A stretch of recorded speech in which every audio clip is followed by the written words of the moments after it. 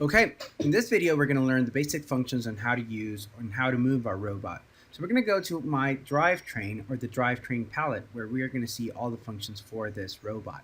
Now there are very simple functions such as drive, forward, so this would do it infinitely. We have the drive forward to a certain distance. We have turn right a certain number of degrees, or turn to heading, which is a position that we want to do, turn to rotation and stop driving. So we're going to see this first. Then you guys can explore other functions such as set drive velocity, set turn velocity, and set drive heading to a certain degrees, and set drive rotation to.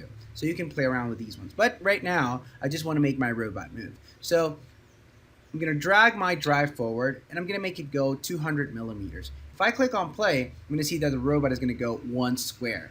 Then I'm going to maybe turn right 90 degrees, and then drive forward again. Then I'm going to see what happens. I'm going to click on stop, refresh, and then the robot is going to turn, then go to the next square. Okay, if I do this a couple of times, I can see that the robot is going to do it iteratively. So I'm going to turn right again. So I'm going to duplicate this code, and I'm going to make it go one more time.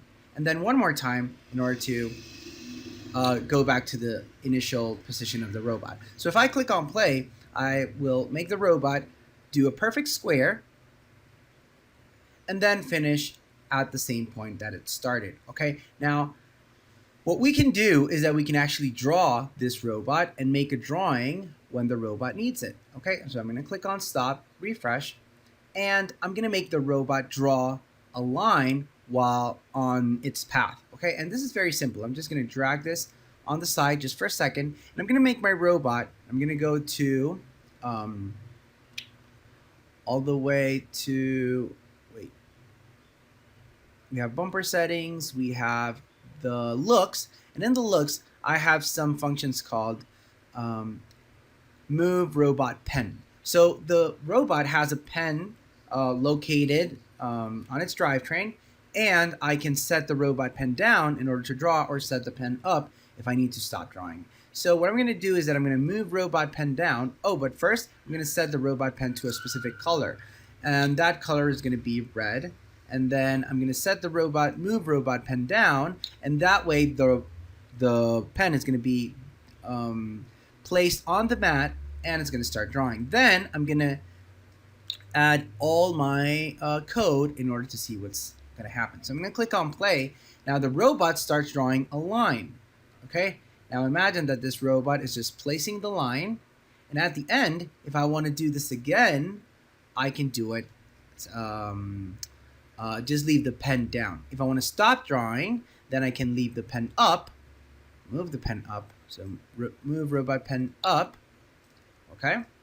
And I can go and do it exactly again. So I'm going to just turn right 90 degrees, and then I'm going to drive forward, but now I'm going to drive forward a lot more. So since the robot moves 200 millimeters per square, and I have 1, 2, 3, 4, 5, 6, 7, 8, 9 squares. If I want the robot on the top left of the field, I have to move 1,800 millimeters. So I'm going to see if that works.